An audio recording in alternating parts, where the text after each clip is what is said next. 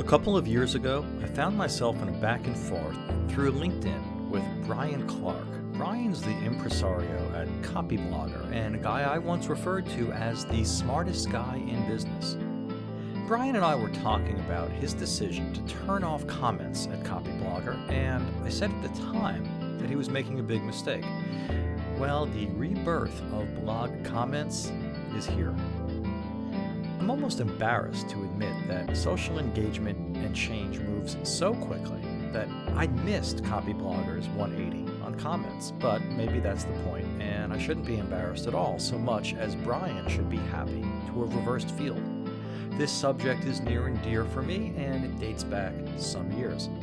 In 2013, when we were just starting to discourage search engine optimization as a standalone task, I wrote about the work of Lee Odden, a marketing guy with the broad spectrum understanding to realize he was better off letting me compete for business with him on his own website than cutting off conversation with me. A couple of years earlier, I'd encapsulated the issue to something very simple, albeit painfully time-consuming.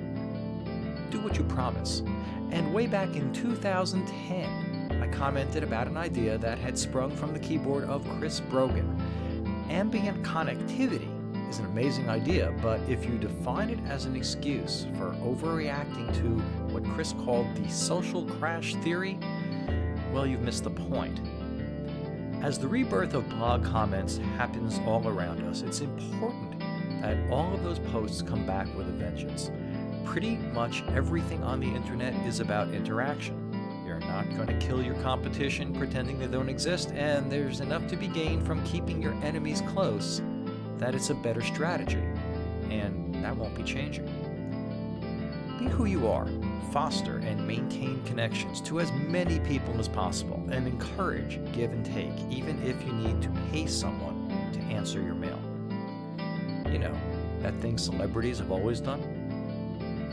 A big part of your job has become marketing, like it or not. We can call that content marketing if you need the specificity that terms like that fail to convey, or we can come up with some other way to convey the point, as we did here when we introduced the term influency to the discussion. But shutting down or limiting your network? No.